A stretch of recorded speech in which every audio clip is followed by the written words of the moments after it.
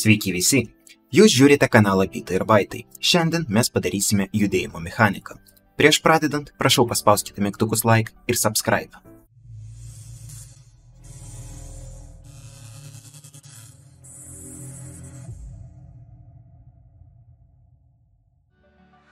Na ir dabar pereina į Movement folderį ir sukursime skriptą Player Movement. Na ir čia mums bus reikalingi 3 komponentai. Tai Character Controller, Character Gravity Controller ir Player Crouch. Ir prieisime prie parametro aprašymo.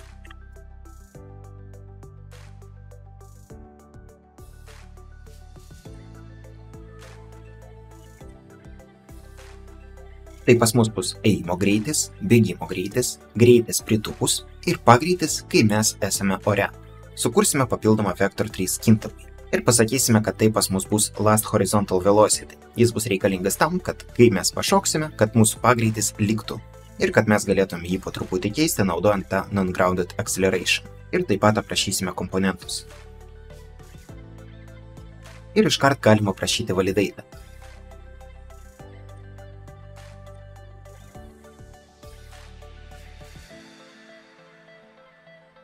Tai Crouch Speed pas mus negali būti didesnis nei Walk Speed, o Run Speed negali būti mažesnis nei Walk Speed. Na ir čia dėl viso pikto galim minimumą aprašyti kaip 0 visų. Na ir prieinam prie realizacijos. Tai čia mes kuriam naują vektorių, gauname Horizontal ašį, Vertical ašį, tai Horizontal AD ir Vertical W ir A. Ir normalizuojam tą vektorių, kad jeigu mes judam įstrižai, kad vis tiek pagreitis nebūtų pas mus didesnis. Ir dabar mums reikia tą Horizontal Velocity truputį transformuoti, kad judėtume mes ne pagal Global ašį, o pagal tą pusę, į kurią žiūri mūsų charakteris. Tai naudojant Transform Direction mes ir transformuojame tą kryptį. Na ir dabar mes turime patikrinti, ar stovim mes ant žemės.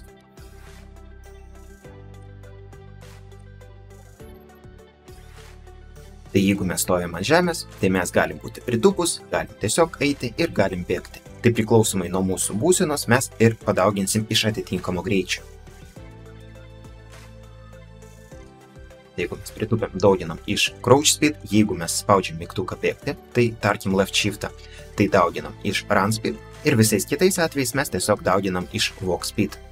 Ir tada čia mes galim pasakyti, kad mūsų Last Horizontal Velocity tai mūsų Horizontal Velocity, kuris yra dabar.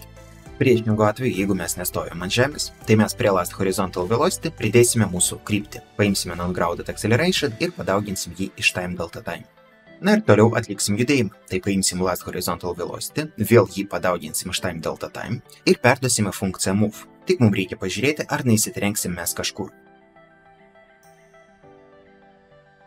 Tai jeigu mes kažkur įsitrenkiam, tai turime pasakyti, kad Last Horizontal Velocity pas mus 0. Mes turime sustoti.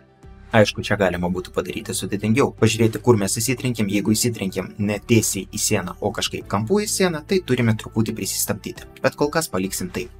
Ir mes dabar grįžtame į Unity. Paimsime mūsų playerį, ant playerio užmesime Player Movementą, matome, kad atsirado reikalingi mums parametrai ir reikia tik įsitikinti, ar pas mus yra Run inputas. Tai vėl einame prie Input Managerio. Ir matome, kad tokio dalyko kaip Run pas mus nėra. Tai rašome čia skaičių 32, pas mus atsiranda dar vienas Crouch, mes jį pervardinsim į Run. Ir čia jau parašysime ne Left Control, o Left Shift. Paimsime mūsų plainą ir truputį tą plainą padidinsim, tiesiog naudojant scale. Ir dabar pažiūrėsim, ar gerai veikia mūsų valdymas.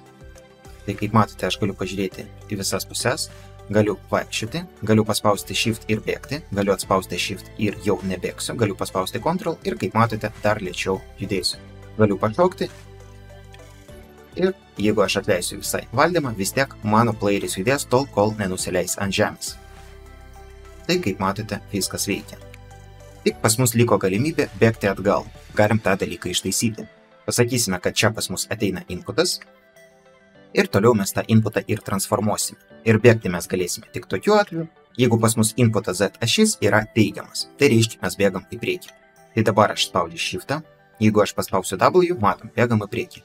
Jeigu aš paspausiu S, tai atgal jau judam lėčiau. Tai viskas veikia, kaip mes ir norėjome. Bėgti galim tik į priekį, atgal bėgti mes negalim. Tai dabar jūs žinote, kaip padaryti judėjimo mechaniką. Jei norite užsakyti pamoką, galite tai padaryti paspaudus pirmą nuorodą video aprašyme. Ačiū, kad žiūrėjote, lauksiu jūsų kitoje pamokoje.